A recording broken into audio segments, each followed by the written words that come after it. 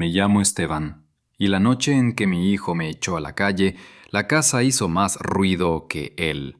No fue un portazo, fue un crujido largo, de madera que entiende lo que está pasando y no puede hacer nada. «Papá, no te pongas difícil», dijo sin verme, y acomodó el celular como si necesitara grabar una prueba de su valentía.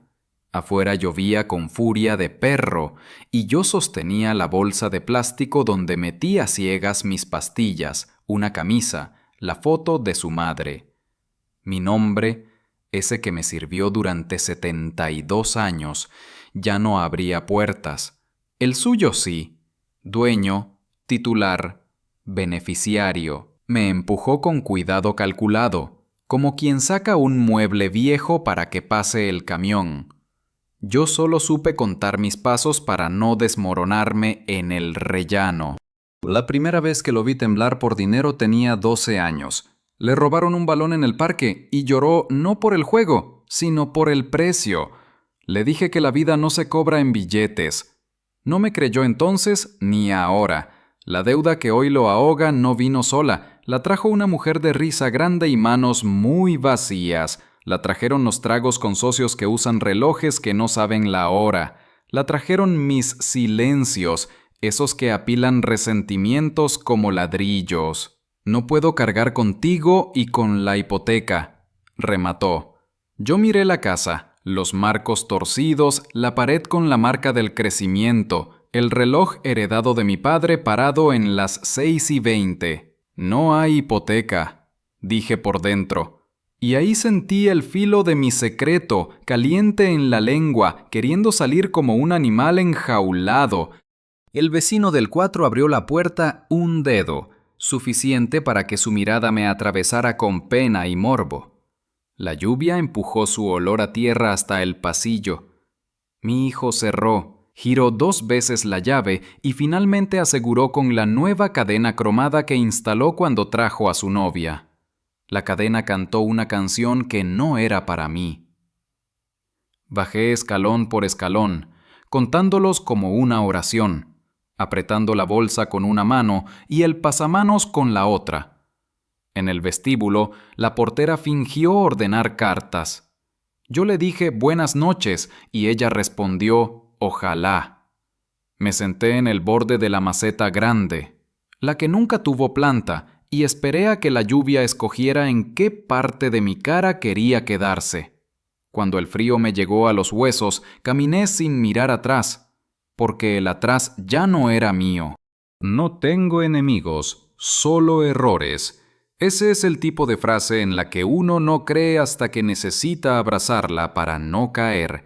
Caminé 2 cuadras, toqué el timbre de Mauro, mi amigo de los años de taller, y él me abrió con la cara que se le pone a la gente cuando ve a un terremoto vestido de persona. «Te adelantaste al presagio», murmuró, y me metió una cobija por los hombros. No preguntó. Sirvió café y me dejó hablar como se deja sangrar una herida para que no reviente adentro. Le conté lo de la deuda, lo de la novia de risa grande, lo de las llamadas que entran tarde. «Te sacó porque cree que la casa lo salvará», dijo al rato, con una calma que dolía. «Cree», repetí, y pensé en la caja de seguridad del banco, en la carpeta azul, en la tinta que aún olía a septiembre. El plan había nacido 5 años antes, la tarde en que mi cardiólogo me dijo que mis latidos no eran para maratones. Me fui directo a la notaría, preparé un testamento que cualquiera podría leer sin tropezar y salí con la serenidad mentirosa de los que creen que los papeles mandan más que la sangre. Esa noche, María, mi mujer ya enferma, me pidió que me sentara. «Haz lo que tengas que hacer para que a Javier no se le suba la ambición a la cabeza», dijo, y me tocó el pecho como si ajustara una perilla. Al día siguiente, cancelé el trámite y comencé otro, lejos, con otro sello, otra historia. Un fideicomiso silencioso a nombre de una fundación de barrio. A la par, dejé copias demasiado perfectas, papeles con membretes reales y firmas que, a la luz correcta, se delataban. Falsos verdaderos, verdades falsas. Mauro escuchó sin parpadear y cuando terminé exhaló un silbido. «Le dejaste un espejo y creyó que era ventana», resumió. Asentí. No era un juego, era un cinturón de seguridad que esperaba no usar, pero ahora, con la lluvia metiéndose por mis zapatos y una llave que ya no abría, era momento de abrochármelo. «No quiero destruirlo», dije, y me sorprendió la sinceridad. «Quiero que no se destruya él conmigo». Mauro me puso la mano en el hombro. «Entonces habrá que enseñarle la pared contra la que va antes de que choque». No dormí.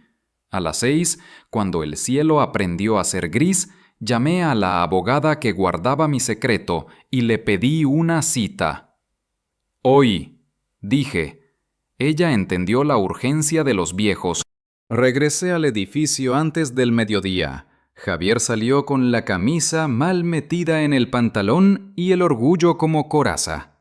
«No puedes venir sin avisar», soltó, automático. Yo asentí y le mostré la carta del banco, el sello, la cita. Quiero arreglar todo por las buenas. Mentí con el mejor rostro de verdad. Si piensas vender, al menos ven a firmar la cancelación de unos papeles que ya no sirven. Él sonrió con la sonrisa de quien cree haber ganado. Por fin, y bajó las escaleras sin cerrarme la puerta en la cara. Lo seguí, contando otra vez. No sé cuántas vidas caben en un tramo de escalera, pero esa mañana mi edificio fue un estadio.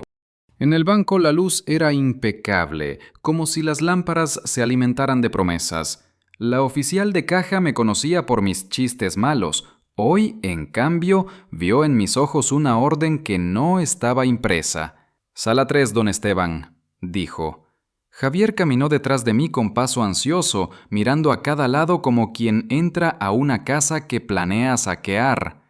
La abogada llegó con puntualidad quirúrgica, saludó a los dos y puso la carpeta en la mesa. «Vamos a revisar el estatus registral antes de cualquier movimiento», anunció. Javier tomó el bolígrafo sin que se lo pidieran. Yo respiré hondo, como si fuera a sumergirme. La oficial abrió el casillero y colocó la caja de seguridad frente a nosotros. Todo ahí dentro olía a metal y a tiempo. «Aquí están los títulos», dijo y sacó los papeles que Javier había memorizado como oraciones de niño. Él los tomó con dedos de gol, buscó la firma, la enmarcó con el índice. «Listo. Ahora sí». La abogada imperturbable pidió ver el reverso. «Faltan sellos de control interno», observó con voz mansa. Él bufó. «Siempre piden algo más». Ella sonrió lo justo. «Solo si existe».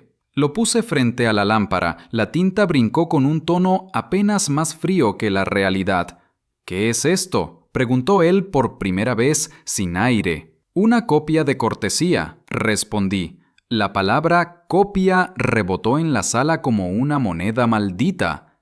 Saqué entonces la otra carpeta, la que nunca había visto. Fideicomiso 6849. Beneficiaria, Fundación San Miguel. Fideicomitente, Esteban Rivas. Fideicomisario sustituto, Javier Rivas. Condicionado. Javier leyó su nombre y se arrojó a la línea como náufrago. La abogada señaló la cláusula sexta, manutención del fideicomitente, prohibición de enajenar, causa de pérdida por violencia o engaño. «No entiendo», dijo él, y yo lo creí. «Es fácil», aclaré. «Tu madre me pidió que te pusiera una escalera antes del precipicio. No te echamos del mundo, te impedimos empujarme». La sala entera pareció acercarse a su cara y por primera vez le vi la edad, no la suya, la mía, reflejada. Un viejo que quería que su hijo fuera mejor que él. Se levantó de golpe tirando la silla con un golpe hueco. «Es una trampa». La abogada no parpadeó. Es un salvavidas legal, Javier. Si cumples, recibes. Si no, no. Él apretó los dientes. ¿Y la casa de mi infancia? Sigue siendo tuya si me cuidas, dije, y de todos si me echas. Sus ojos buscaron una salida en el techo. La oficial de caja tosió con educación. ¿Van a necesitar algo más? Nadie respondió. Javier recogió su orgullo y lo dobló a la mitad, como si fuera un periódico. No firmo nada. La abogada lo dejó ir. No necesitas firmar. Esto existe sin tu permiso. Cuando salimos, el día tenía una claridad ofensiva. Afuera, una pareja reía con una risa limpia que parecía otro idioma. Caminamos sin hablar hasta el parque de enfrente. Me senté en la banca que huele a verano aunque sea invierno, y él se plantó frente a mí como cuando tenía 5 años y quería pelear por el columpio. ¿Por qué hiciste esto?, preguntó con el tono del niño. Porque me dio miedo lo que hiciste tú, respondí con el tono del padre. No gritamos. Las peleas verdaderas no necesitan volumen. Ella te llenó la cabeza, acusó, y supe que hablaba de mi esposa muerta o de su novia viva. En cualquiera de los dos casos eligió a la que no podía defenderse. Nadie me llenó nada, dije. Vaciarme vacié solo de tanto esperarte. Lo dejé con esa frase colgando y me levanté. Mañana paso por mi llave. Si no estás, la pido al administrador. La casa no es botín. Esa noche dormí en un catre que Mauro sacó del altillo con una cobija que olía a aceite de motor. Soñé con mi padre, con su mano grande cubriéndome la frente para bajar la fiebre. Desperté con la sensación de que me faltaba algo que no recordaba. Era la costumbre, el vaso de agua en la mesa de noche, la tos de mi mujer, el chirrido de la puerta que ella nunca quiso arreglar. Me dolió la ausencia de ruidos, como duele un diente que ya no está. A las 6, el teléfono vibró. Un mensaje de Javier. Pasa por tu llave. No quiero problemas. Le respondí con un gracias, que me costó más que una disculpa. En el fondo supe que no me perdonaba. Solo aceptaba las reglas de una batalla con árbitro. Subí las escaleras con el cuerpo encogido, listo para cualquier cosa. Él me esperaba con la puerta entreabierta y un olor a colonia prestada. No me dejó pasar, puso la llave en mi mano y cerró otra vez, con esa rapidez de quien teme que se le metan los fantasmas. «Cuídate», dije sin emoción. «Cuídate tú», replicó, y fue la primera oración sincera entre nosotros en meses. Bajé otra vez contando, sabiendo que ese no era el final, apenas el intermedio. La casa, recuperada en el metal mínimo de una llave, me recibió con una dignidad que no merezco. Entré despacio, como si despertara a un enfermo. El aire guardaba un rastro de su perfume y de sus amigos, esa mezcla de tabaco dulce y cerveza sin vaso. Abrí las ventanas y dejé que la calle entrara a barrer el olor. La foto de su madre me miraba sin reproche. «Cumplí», le dije al vidrio, y sentí que la voz me volvía joven por un segundo. Me ocupé de pequeñas cosas. Lavé un plato, arreglé el tapete, aceité el cerrojo que tanto ruido hacía. Hacer es anestesia. Pensar, a veces, es desangrar. A media tarde llegó la novia de risa grande, con 2 amigas que tenían prisa en los ojos. No tocó. Empujó la puerta y encontró mi cuerpo de pie como un muro. «¿Dónde está Javi?», preguntó, sin disimulo. «No vive aquí», respondí, y cada palabra fue una piedra. «Me debe cosas». «Me debe años», pensé. Ella lanzó la primera piedra más grande. «Viejo, no seas egoísta, la casa es de él». Saqué del bolsillo una copia simple del fideicomiso, sin nombres, sin cifras, y la dejé ver la palabra condicionado. No leyó, no quiso. Gritó un insulto aprendido y se fue rompiendo el aire con los tacones. Detrás de su espalda se quedó un eco. «Esto no se queda así». Cerré y puse la cadena que aún sabe mi nombre. La abogada propuso formalizar medidas de protección. Me negué al principio por orgullo de macho oxidad o no soy víctima. Ella, con paciencia, me puso frente al espejo. No se trata solo de usted, se trata del instrumento legal que protege un bien común. Lo dijo en abogado, pero yo escuché a María. No hagas que todo esto sea por nada. Firmé papeles, se instaló una cámara vieja detrás de un marco. Hablé con el conserje y con 2 vecinos que no les gusta nada, pero detestan más la injusticia. Les di mi número. Si ven gente ajena, me llaman. Asintieron, encantados de tener un rol en una novela que no pidieron. Javier no llamó en 2 días. En el tercero lo hizo borracho. «Papá, no puede ser que me hayas hecho esto». Su voz arrastraba latas. «Yo te hice lo que evita que te hagas lo otro». Contesté. «¿Qué?» «Que te pierdas». Hubo un silencio lleno de tráfico. «No sé si algún día te perdone», dijo. «Yo tampoco», admití, y colgué antes de que me pidiera permiso para odiarme. Pasé la noche escuchando la casa respirar. Cada crujido era una palabra que no entiendo, cada sombra la sospecha de una visita. Cuando al fin el cansancio me tiró, soñé con llaves que no abrían ninguna cerradura y con puertas que se abrían solas a la calle. La visita llegó al amanecer. Golpe sordo en la puerta. 2, 3. Me coloqué detrás sin dejar ver el cuerpo. «¿Quién?» «Administración». Abrí la mirilla. Era el tipo del despacho de crédito que un día vino a dejar folletos. Sonreía con dientes de goteo. «Necesitamos verificar un documento». Le pedí identificación. Mostró una que hubiera servido si yo tuviera ganas de creer. No la tenía. «Cualquier verificación será en el banco, con mi abogada», respondí. La sonrisa se hizo cuchillo. «Se va a arrepentir de complicar esto». «Me arrepiento de otras cosas», dije, y la puerta, en un gesto solidario, decidió crujir fuerte como un no. Ese mismo día la portera me avisó que habían intentado forzar el buzón.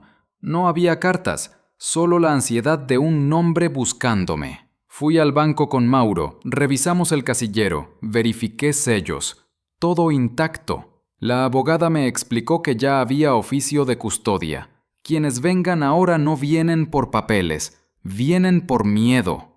Lo entendí demasiado bien. Al volver encontré a Javier sentado en la escalera. Sobrio, con la cara del niño que perdió el balón. «Solo quería el aire», dijo. Le hice un gesto para que lo tomara lejos de mi puerta. «¿Dónde me equivoqué?», preguntó. «En creer que el amor era un recibo», respondí. Y nos quedamos un rato sin vernos, mirando el hueco de luz que hace el piso entre 2 descansos.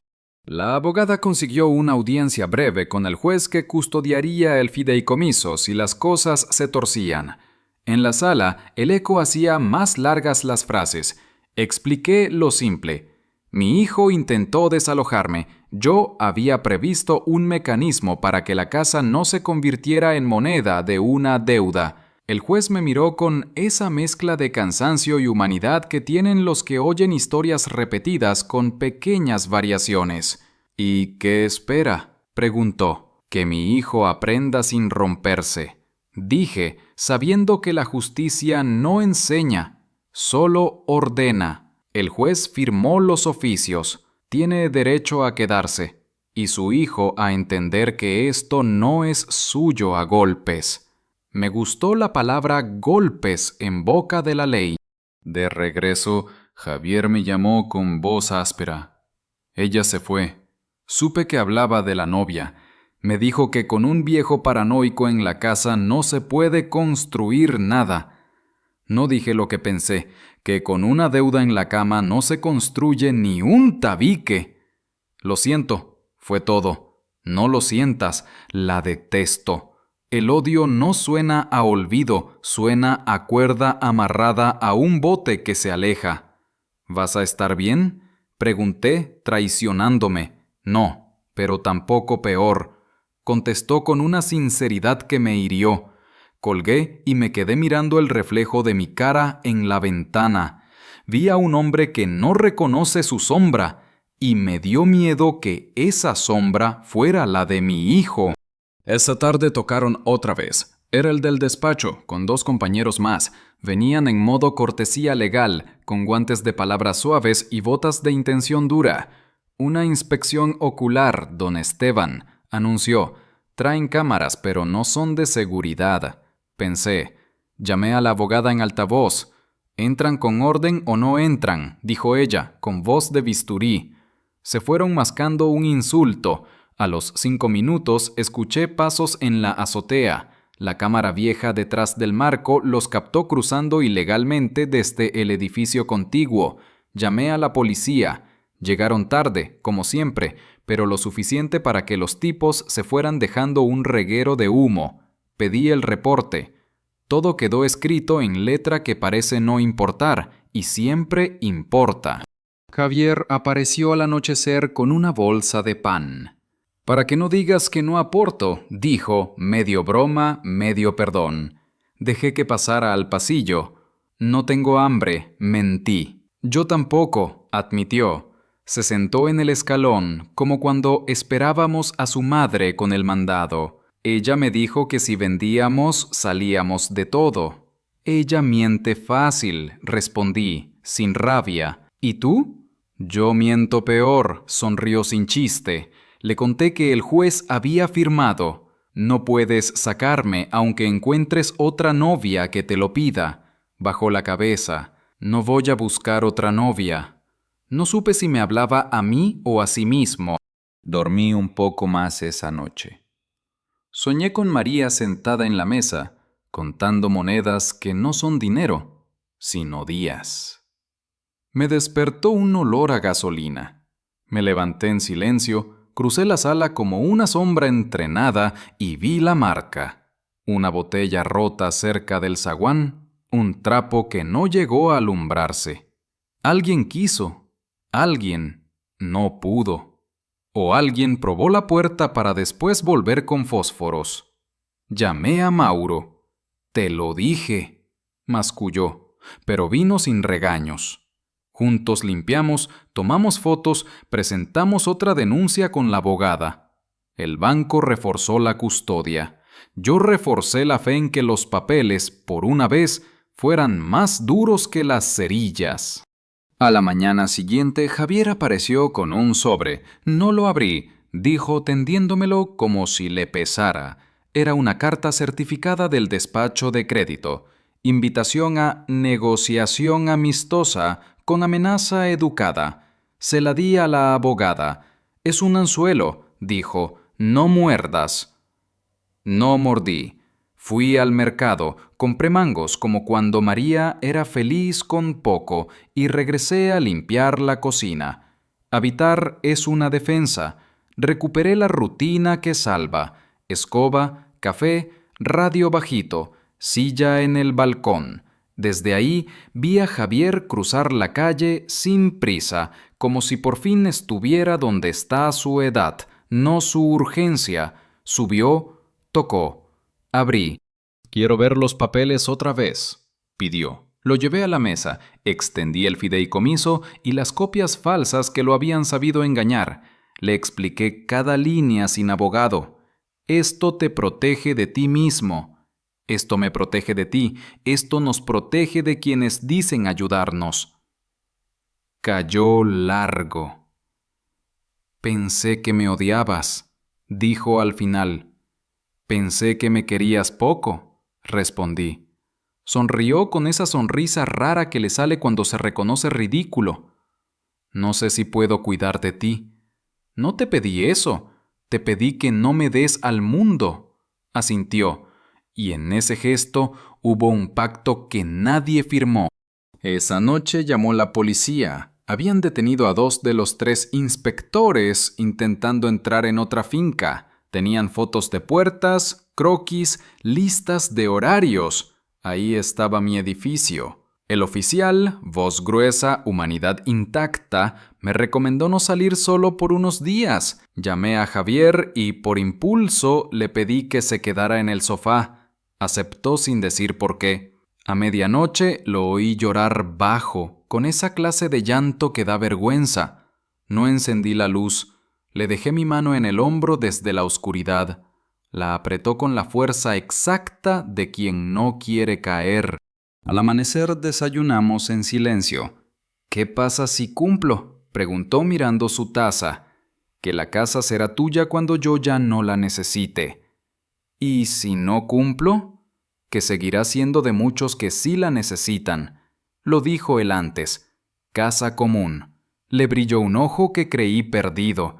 Me habló de vender el coche, de buscar trabajo sin socios, de dejar el trago. No le creí del todo. Creer no es interruptor, pero lo escuché como se escucha a un sobreviviente contar su naufragio, con respeto por el agua. Le dije que ese día iríamos juntos al juez a ratificar su aceptación de reglas. Aceptó, quizá porque no le quedaba otra, quizá porque ya tenía la suya. En la puerta del juzgado tomó aire como quien se lanza a una alberca. Firmó sin titubear. El juez lo miró con esa severidad que ya conocíamos. Cuidar no es vigilar, es estar.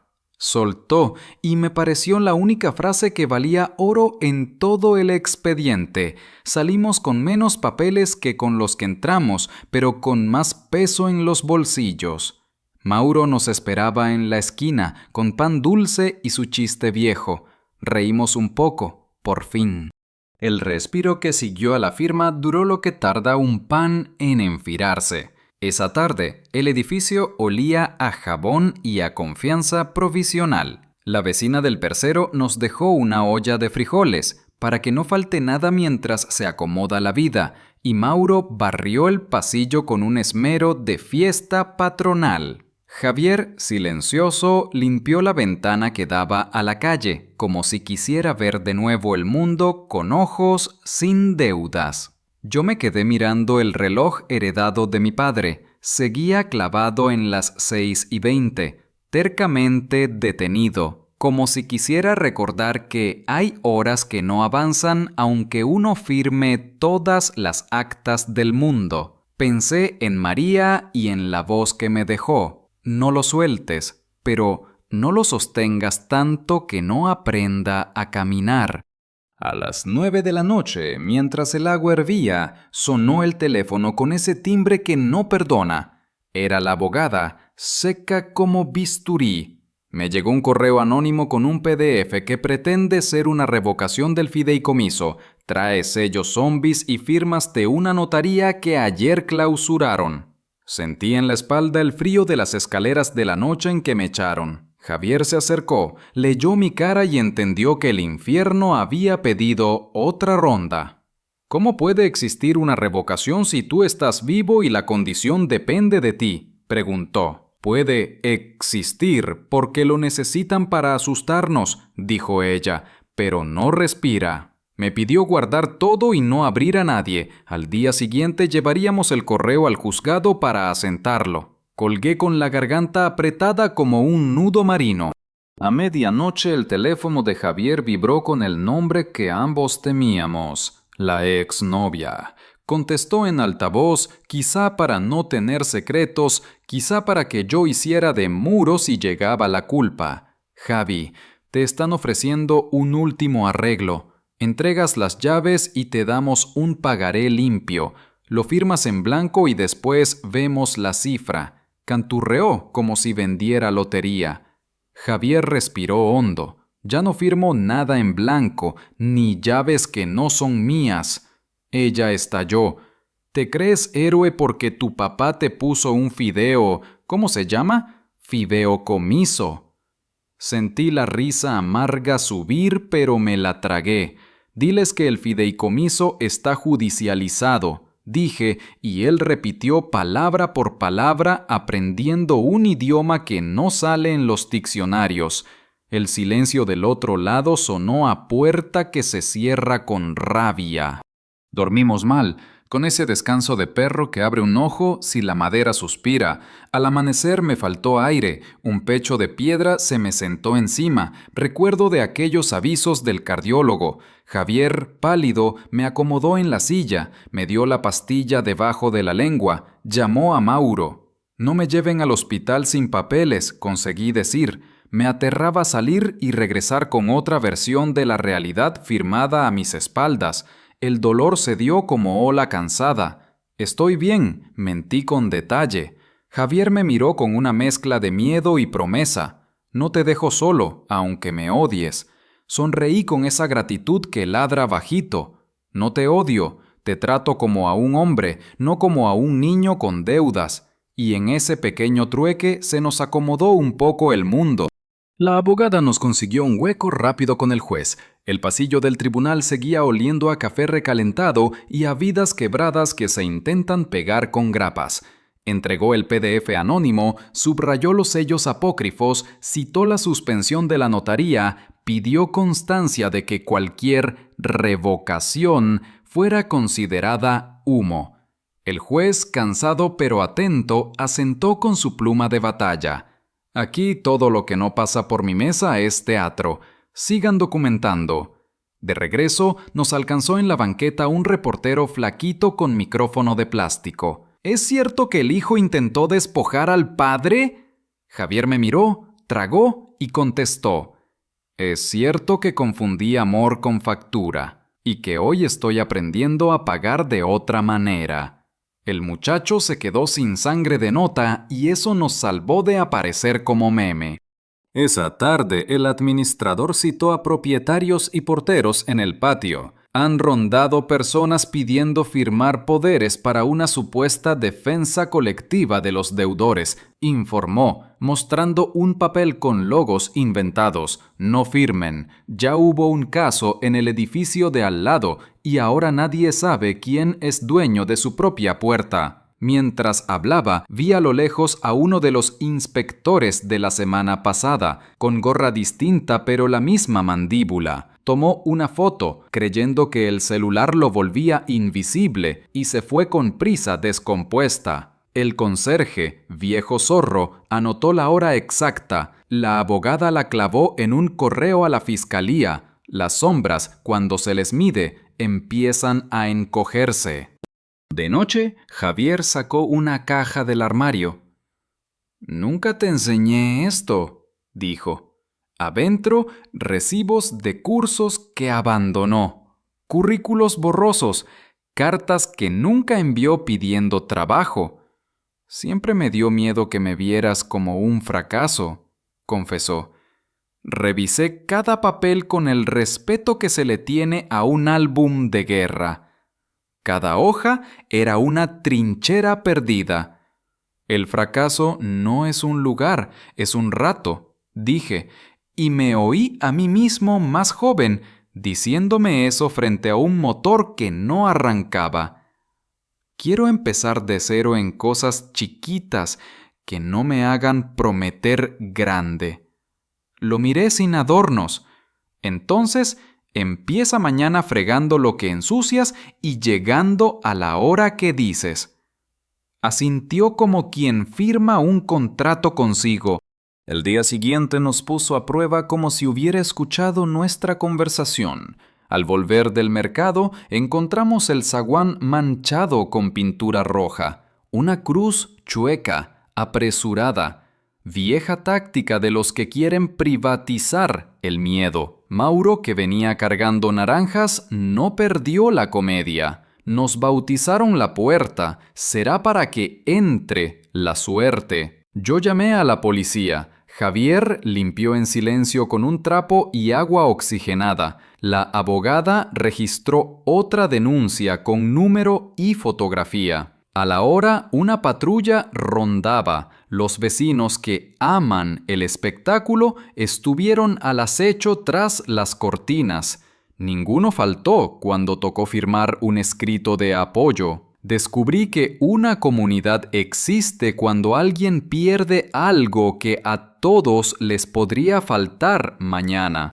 Esa noche, cuando por fin el edificio cayó, llamaron con toque de código. 3 golpes cortos, 2 largos. Era el joven del quinto, tímido y de manos eternamente sudadas. Señor Esteban, me ofrecieron dinero por copiar las llaves maestras del edificio. Me dio miedo decir que no, pero me da más miedo decir que sí. Javier lo hizo pasar, le dio agua, le agradeció antes que yo. ¿Reconoces a alguien? El chico describió al de la gorra y a la exnovia, con voz de locutora. Anotamos todo. Me sentí ridículamente orgulloso de mi hijo. Preguntaba sin humillar, escuchaba de frente, cuidaba como quien por fin entiende la diferencia entre vigilar y estar. María, pensé, mira, la escalera empieza a servir.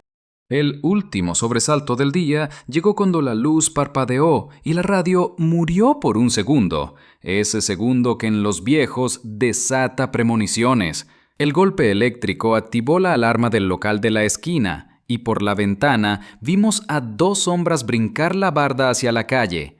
El conserje salió con su lámpara como si cargara un faro diminuto. Javier bajó con él. Yo me quedé detrás de la reja recordando que el corazón no negocia con valentías tardías. No encontraron a nadie, pero dejaron, en la azotea, una mochila con recortes de avisos inmobiliarios y una libreta con direcciones, entre ellas la nuestra, subrayada. La policía se llevó el botín con guantes. Antes de dormir, puse el reloj de mi padre sobre la mesa y, sin saber cómo, volvió a latir. 1, 2, 3 veces. Eran las 6:20, de nuevo, pero esta vez el tiempo parecía decidir moverse. El amanecer después de la mochila encontrada no fue un amanecer normal. La luz entraba con sospecha, como si también quisiera revisar cada rincón antes de quedarse. Me senté en la cocina con el café tibio y escuché la respiración de Javier en el sofá. No roncaba, parecía vigilarme desde el sueño, como si temiera que desapareciera si cerraba los ojos demasiado tiempo. Mauro llegó temprano, cargando con su gabardina inmutable y un periódico bajo el brazo. Noticias malas disfrazadas de rutina, dijo, y desplegó la hoja. Un titular pequeño pero punzante. Red de fraudes inmobiliarios ligada a notarios y despachos fantasmas. Yo leí los nombres. No estaba el de mi hijo, pero reconocí 2 apellidos de las tarjetas que dejaron bajo mi puerta. Ya no somos solo vecinos de la desgracia, Esteban. Somos testigos que incomodan, remató Mauro con voz cansada. Lucía, la vecina del tercero, golpeó la puerta con timidez. Traía una olla de arroz con leche y una libreta escolar. Vi a alguien merodeando anoche, un hombre con chamarra de cuero. Me dio miedo, pero alcancé a dibujarle la cara. La hoja mostraba un trazo torpe pero suficiente, los pómulos filosos de uno de los inspectores. Javier tomó el dibujo con cuidado, como si sostuviera dinamita, y lo guardó en una carpeta junto con los recortes que encontramos en la mochila. «Hay que llevar esto a la abogada», dijo. Yo asentí. Era extraño. Por primera vez no hablaba como acusado, sino como cómplice de mi defensa. La olla de arroz quedó sobre la mesa y el olor dulce calmó por un instante la casa, como si nos prestara una infancia ajena. A media mañana fuimos al despacho de la abogada. La sala olía a papeles viejos y tinta fresca. Ella revisó cada documento, el dibujo, la libreta, las denuncias acumuladas. Esto ya no es un caso familiar, don Esteban, dictaminó con la precisión de un médico. Es parte de una red. Si seguimos el hilo, podríamos descubrir una estafa que toca varias colonias. Javier apretó los dientes. ¿Y si ellos deciden cortar el hilo antes de que lleguemos al final? Ella lo miró con seriedad. Entonces la fiscalía se queda con las pruebas. Lo importante es que ustedes ya no están solos. Salimos del despacho con la sensación ambigua de ser pieza y testigos en un tablero demasiado grande. El sol golpeaba fuerte, pero en el pecho todavía había sombra. De regreso, nos topamos con la exnovia de Javier, parada en la esquina con el celular en la mano. «Solo vine a verte», dijo con voz de miel que ya no engañaba a nadie. Javier la miró con un cansancio que parecía más viejo que él. «No quiero que me veas, quiero que me olvides», respondió, y siguió caminando sin mirar atrás. Yo, detrás, observé cómo ella apretaba los labios y hacía una llamada rápida. El instinto me gritó que ese gesto traería consecuencias. «No subestimes a quien ya no tiene vergüenza», me susurré mientras subíamos las escaleras. Esa noche, el edificio fue sacudido por un ruido metálico. Corrí al balcón con el corazón en la boca. En la calle, un coche negro aceleraba mientras la portera gritaba con furia. «¡Me quisieron arrancar las llaves!». Llamamos a la policía, que llegó con su parsimonia habitual. Tomaron la declaración de la portera, revisaron las cámaras de la calle y lo único claro era que el vehículo tenía placas cubiertas con cinta. Javier bajó con ella y le ofreció acompañarla a su departamento. Fue un gesto pequeño, pero significativo. Cuidar a alguien más es la única forma de recordar que uno también merece cuidado. Cuando regresó, lo encontré sentado frente al Burroughs, como si el hierro pudiera contestar preguntas. «Pa, si algún día me muero de rabia o de miedo, ¿qué va a pasar con todo esto?». Su voz era un hilo roto. Me senté a su lado. «Todo esto ya está escrito. La diferencia es lo que tú decidas hacer mientras el papel se cumple. Nadie puede robarte esa parte». Él se cubrió la cara con las manos y vi cómo los hombros le temblaban. Le puse mi palma en la espalda y esta vez no se apartó. Sentí que por fin entendía lo que María me pidió: sostenerlo sin encadenarlo. De madrugada me despertó un golpe seco. Javier ya estaba en pie, cuchillo de cocina en mano. Caminamos hasta la puerta. Alguien había deslizado un sobre por debajo. Adentro, una foto borrosa de nosotros dos en el mercado, con una frase escrita en marcador rojo: «El tiempo se acaba». Nos miramos en silencio. No era una amenaza elegante, era un rugido desesperado. Javier dobló la foto y la lanzó al Burroughs. «Que se pudra con los otros papeles», dijo con los ojos brillando. Yo asentí, pero dentro de mí entendí que la batalla estaba llegando a su última curva. Antes de que amaneciera, me quedé mirando el reloj de mi padre. Las agujas se habían movido otra vez. Marcaban las 7 en punto. El corazón me dio un brinco. No sabía si era presagio o simple mecanismo oxidado, pero lo tomé como señal. La casa, el hijo, la herencia. Todo estaba a punto de decidirse, y yo debía estar listo para entregar, resistir o perder. No había otra salida. El amanecer siguiente trajo consigo un aire espeso, como si la ciudad se hubiera despertado con resaca. Me quedé de pie frente a la ventana, mirando las calles húmedas por una llovizna tenue. Javier preparaba café en silencio, y cada movimiento suyo sonaba más fuerte de lo normal. La cuchara golpeando la taza, el agua hirviendo, la silla arrastrada. Estábamos en alerta, como animales antes de una tormenta. En la mesa todavía descansaba el sobre con la foto amenazante, ahora arrugada como si se hubiera cansado de intimidar.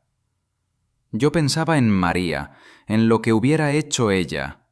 Su consejo era siempre el mismo: cuando todo se oscurezca, prende luz en lo más pequeño. Decidí hacerlo. Encendí la radio a bajo volumen, como si la música pudiera repeler las sombras. A media mañana, la abogada llegó con gesto grave y un maletín que parecía más pesado que de costumbre. «Tenemos un problema», dijo sin rodeos. Nos mostró una copia de una denuncia interpuesta en nuestra contra. Supuestamente, Javier y yo habíamos falsificado documentos para apropiarnos ilegalmente de la casa. La ironía me atravesó como cuchillo. Quienes falsificaron todo ahora nos acusaban de su propio crimen. Javier apretó los puños.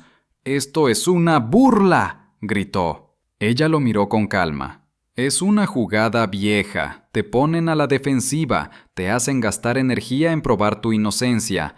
Pero no se preocupen, ya he preparado la respuesta. El juez está de nuestro lado, y las pruebas también». Respiré hondo, pero el aire me supo a óxido. Entendí que nos quedaba poco tiempo antes del último golpe. Por la tarde decidimos visitar al juez con todo el material recolectado, la mochila, los dibujos de los vecinos, la foto amenazante. El pasillo del tribunal estaba lleno de gente desesperada, ancianos con papeles arrugados, madres con niños en brazos, abogados corriendo como si persiguieran trenes invisibles. Entramos a la oficina y el juez nos recibió con cansancio en los ojos. Revisó cada documento con paciencia, como quien desarma una bomba. Finalmente habló. Esto ya no es un caso civil, es penal. Y cuando algo se vuelve penal, los enemigos dejan de fingir cortesía. Sus palabras pesaban como plomo. Nos recomendó no quedarnos solos, mantener contacto directo con la fiscalía y, sobre todo, no confiar en ningún funcionario que no llevara su sello personal. De regreso al edificio sentimos la tensión en el aire. Los vecinos nos miraban con una mezcla de curiosidad y solidaridad. La portera nos entregó un sobre que habían dejado por la mañana. Dentro, un contrato de compraventa falso, con la firma de Javier falsificada de manera grotesca. «Quieren que alguien lo vea y crea que ya vendiste», murmuré. Javier lo rompió en pedazos y los lanzó al cesto. «No lo lograrán», dijo con una firmeza que no le había escuchado antes. Esa noche dormimos poco, pero diferente. Ya no era miedo puro, sino la certeza de que estábamos resistiendo juntos. Y esa unión era un arma que no podían quitarnos. A medianoche nos despertó un ruido en la azotea. Subimos con cautela. La puerta estaba forzada. Encontramos latas de gasolina escondidas detrás del tanque de agua. Era la prueba de que planeaban quemar el edificio para borrarnos junto con los papeles. Javier llamó a la policía, que tardó más de 1 hora en llegar. Los vecinos se reunieron en el pasillo, indignados. «Esto ya no es solo contra ustedes, es contra todos», gritó Lucía, la del tercero. Firmamos un acta conjunta denunciando el intento de incendio. Por primera vez sentí que no éramos un par de náufragos, éramos una comunidad entera enfrentando a un monstruo. A la mañana siguiente, un operativo de la fiscalía llegó al barrio. Registraron varias oficinas fantasma y encontraron cajas con documentos falsos, muchos de ellos vinculados a nuestro edificio. El nombre de la exnovia de Javier aparecía en una lista de colaboradores menores. La noticia corrió rápido. Vecinos, prensa local, incluso la radio del mercado hablaba del escándalo. Javier caminaba con la cabeza baja, avergonzado de haber estado tan cerca de esa mujer. «Me siento un idiota», confesó. Yo le respondí con lo único que tenía. «El verdadero idiota es el que no aprende. Tú ya empezaste a aprender». No dijo nada, pero su silencio era menos pesado que antes. Esa tarde, Mauro vino con una botella de refresco y un chiste malo, como siempre. «Si sobrevivieron a la gasolina, sobrevivirán al resto», dijo, intentando sacarnos una sonrisa. Y lo logró. Reímos. Cansados, pero vivos. Al caer la noche nos sentamos los tres en la sala. Javier, Mauro y yo. Encendimos una vela sobre la mesa, no por superstición, sino para recordar que incluso la luz más pequeña puede empujar a la oscuridad. Afuera, la ciudad rugía, pero adentro, por primera vez en semanas, sentí que la casa volvía a ser nuestra. Antes de dormir, miré el reloj de mi padre. Esta vez marcaba las 8 en punto, avanzando lento pero seguro. Sonreí. Tal vez era solo un mecanismo caprichoso, pero para mí era una señal. El tiempo, por fin, estaba de nuestro lado. Y supe que el desenlace estaba cerca. El operativo cayó al amanecer como una puerta que se abre de una patada. Patrullas, sirenas breves, chalecos con siglas, el zaguán convertido en boca de túnel. La fiscalía traía órdenes, cateo en 2 departamentos del edificio contiguo y en una oficina virtual al fondo de la cuadra. Yo miré a Javier. Él me devolvió una mirada sin niño adentro. «Hoy no corremos», dijo. Asentí. Mauro apareció con su gabardina absurda y una libreta. «Yo apunto, ustedes respiran».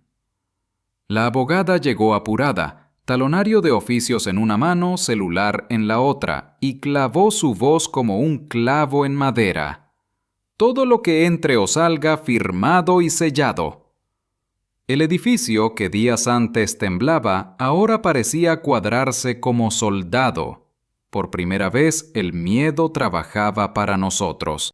Del otro lado, el monstruo mostró la cola. En el departamento allanado encontraron plantillas de contratos, sellos de goma, listas de deudores fáciles, fotografías de buzones, horarios de porteros. En la oficina virtual, 3 CPU con nombres de notarios y modelos de pagarés en blanco. A media mesa, la foto de Javier y mía en el mercado, la misma que nos mandaron con marcador rojo. El agente nos la enseñó sin morbo. Los tenían en la mira. Sentí el corazón dar un manotazo en la jaula, pero se quedó. Javier apretó la mandíbula, no lloró, no gritó. Cambió de postura, como quien decide, en medio del partido, que va a jugar distinto. «¿Y la ex?», preguntó seco. «Citada. Si no viene, orden», dijo el agente, y yo escuché un vidrio romperse en algún lugar de mi memoria. La velocidad del día no daba permiso a la nostalgia. A media mañana, el juez firmó medidas cautelares, prohibición de acercamiento, vigilancia disuasiva, resguardo reforzado del fideicomiso. La abogada sonrió medio milímetro. Esto no es escolta VIP, pero sirve. Al salir, un reportero gordito con micrófono barato me emboscó. «Don Esteban, ¿qué se siente que su propio hijo...?» Me le quedé viendo hasta que bajó la cámara. «Se siente que todavía estamos aquí», respondí y seguí caminando. Javier caminó a mi lado sin esconderse, como si al fin supiera qué hacer con su sombra. Pisarla.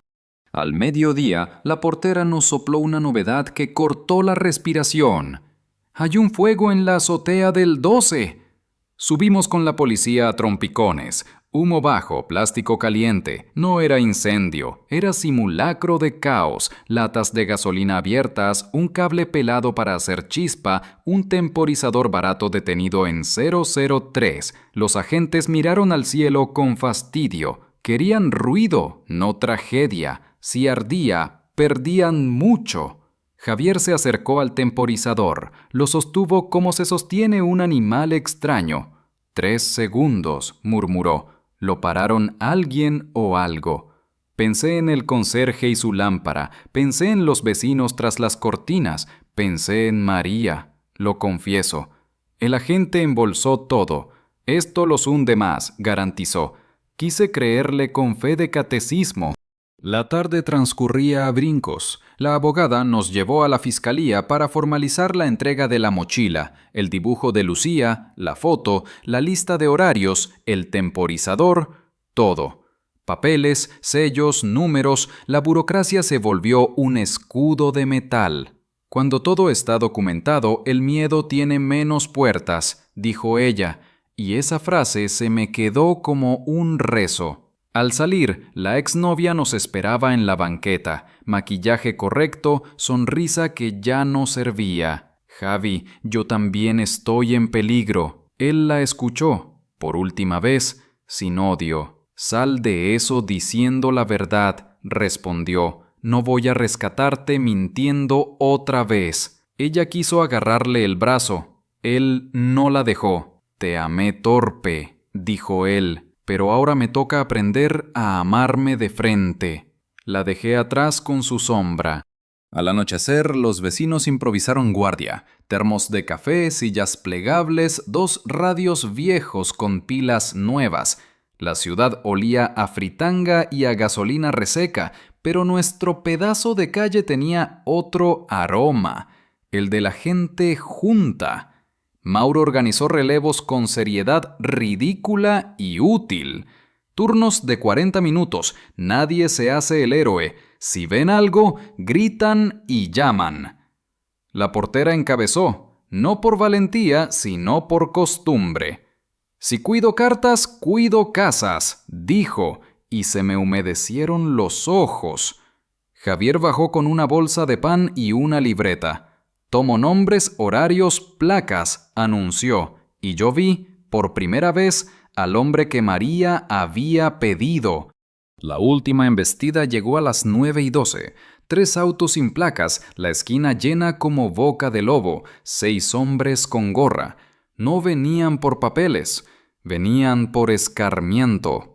El primero avanzó con bate, el segundo con algo que pudo ser hierro o miedo. No llegaron a la puerta. La sirena de la patrulla, la que el juez había prometido pasearse cada hora, dobló la esquina como trompeta. De las ventanas, cacerolas, gritos, los nombres propios. «Ya te vimos, Mauricio.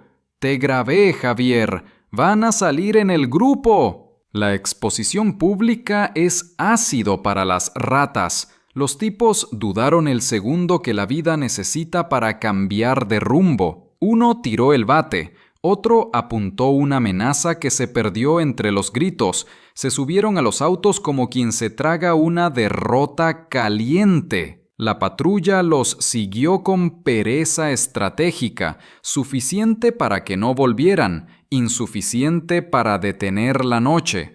Quedamos en la banqueta, sacudidos, despiertos. Javier me miró con una calma distinta. «Ya no me duele como antes», dijo, y no supe si hablaba de la deuda o de la vergüenza. Mauro brindó con café como si fuera champán. La abogada mandó un mensaje corto. «Mañana, audiencia final». Llevamos todo. El edificio respiró. Subimos. El reloj de mi padre marcaba, testarudo, las 9:20. Lo escuché latir como si tuviera pulmones. «Mañana se acaba», me dije, sin saber si prometía o rezaba. No dormí. Me senté frente al Burroughs y le pasé la mano como a un perro viejo. «Cumpliste», le susurré a la caja. Pensé en mis errores, haber callado demasiado, haber esperado milagros baratos, haber creído que el amor solito endereza cuentas. Pensé en mis aciertos, esa ida al banco, la paciencia con la que se firman salvavidas, la terquedad de no irme, la obstinación de regresar. Cuando el azul del alba empezó a colarse por la persiana, me levanté, le serví café a Javier y le dije sin adornos: «Hoy no defendemos paredes, defendemos la posibilidad de mirarnos sin vergüenza». Él bebió, hizo un gesto serio y me contestó con la única frase que necesitaba: «Vamos». La mañana nos recibió con calle limpia y ojos atentos. En el juzgado, el juez escuchó sin apuro la red, los sellos, los correos, la gasolina, los autos, las guardias, el temporizador detenido, los nombres. La abogada habló con un filo que no cortaba personas, sino coartadas. Javier habló sin excusas. Yo solo añadí: «Quiero morir en mi cama sin odiar a mi hijo». El juez bajó la vista, escribió algo y pronunció despacio: «Se ratifica la validez del fideicomiso, se blinda la propiedad, se oficia protección a la víctima, se vincula a proceso a los señalados, y en lo que toca al señor Javier, se toma su compromiso público como parte de una reparación en vida». Golpeó el mazo. El sonido fue limpio, como un vaso de agua servido después de una larga sed. Salimos a la luz con la sensación de haber cruzado un puente de cuerda sobre un río crecido. Los pies todavía temblaban, pero el otro lado era firme. En la banqueta la portera nos alzó el pulgar. Los vecinos saludaron sin invadir. Mauro contó el mismo chiste por 10ª vez. La abogada, por primera vez, sonrió con la boca. Javier me tomó del brazo. «No te suelto», dijo. «No me cargues», respondí. Y caminamos despacio hacia la casa, que no es solo ladrillo, es tiempo que vuelve a moverse en el reloj. Es la sombra que ya no manda, es la luz pequeña que aprendimos a encender rápido cuando todo se oscurece. ¿Hicimos justicia? No sé. Hicimos lo posible, y a veces, en un país cansado, lo posible es muchísimo. El día después de la audiencia amaneció con una claridad que me dolía en los ojos. Era como si el cielo quisiera convencernos de que, al menos por unas horas, el mundo podía ser limpio. Javier y yo desayunamos en silencio. Él cortaba el pan con calma, sin esa prisa nerviosa de antes, y yo lo miraba pensando en lo mucho que había cambiado en tan poco tiempo. No era un santo, tampoco un hombre nuevo, pero ya no era el muchacho que me echó con una bolsa de plástico bajo la lluvia. Ahora cargaba cicatrices frescas que lo hacían, por primera vez, responsable de sí mismo. La abogada vino temprano, exhausta, con los ojos hinchados de tanto redactar. «Felicitaciones», dijo sin teatralidad. «El fideicomiso quedó blindado. Los intentos de falsificación serán investigados como red criminal. Y ustedes, por ahora, están seguros». Javier la escuchó con una mezcla de alivio y desconfianza. «Bouti, ¿por ahora?», preguntó. Ella no lo endulzó. «Las redes tardan en morir. Alguno intentará levantar cabeza, pero ya no contra ustedes directamente. Ustedes dejaron de ser blanco fácil. Ahora son testigos. Y eso, créanme, es más fuerte que un ejército». Mauro llegó después con su gabardina y una botella de refresco barato. «Lo lograste, viejo. Le ganaste a tu propio hijo y al infierno junto». Reímos los tres, porque la frase sonaba ridícula y cierta a la vez. Javier bajó la mirada.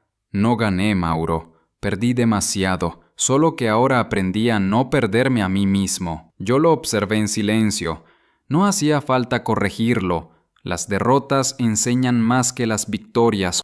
Por la tarde, los vecinos organizaron una pequeña reunión en el patio. La portera trajo café. Lucía apareció con su libreta de dibujos, el chico del quinto con un pastel improvisado. «Esto es para celebrar que seguimos aquí», dijo Mauro, levantando un vaso de plástico. Y de pronto el miedo que había llenado cada rincón se convirtió en un rumor lejano. Había risas. Había música de una radio vieja. Había niños corriendo entre sillas. Yo pensé en María y en cómo ella hubiera disfrutado ese momento. La casa convertida en refugio, no en botín.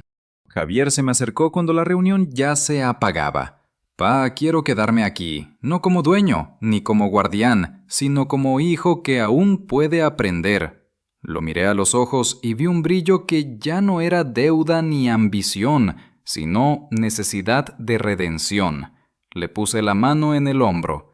«Quédate, pero recuerda que la casa no es nuestra, es de la vida, y nos la presta mientras nos portemos dignos». Él asintió, serio, como quien firma un contrato invisible. Esa noche, cuando todos se habían ido, me quedé solo frente al Burroughs. Abrí la caja, saqué la carta de María y la leí una vez más. «No lo sueltes, pero no lo sostengas tanto que no aprenda a caminar». Cerré los ojos y sentí su voz en la sala, como un murmullo que ya no dolía. Guardé la carta de nuevo y cerré el Burroughs con llave, no porque temiera ladrones, sino porque entendí que ya no era necesario abrirlo todos los días. El secreto había cumplido su función. Antes de dormir, miré el reloj heredado de mi padre. Las agujas seguían avanzando, lentas pero firmes, marcando las 10 en punto. Por primera vez en mucho tiempo, no me importó la hora exacta. Lo que importaba era que el tiempo volvía a moverse, que ya no estábamos atrapados en las 6:20 eternas. Me acosté con la puerta entreabierta, no por miedo, sino para que la esperanza pudiera entrar, como siempre digo, a tomar un vaso de agua en cualquier momento. La guerra había terminado, al menos para nosotros, y aunque sabía que allá afuera la sombra seguía acechando, también entendí algo. Mientras existan papeles que protejan, vecinos que acompañen y familias que aprendan a levantarse después de caer, la oscuridad nunca gana del todo. La casa quedó en pie, y nosotros también, y eso, en un país como el nuestro, ya es un milagro.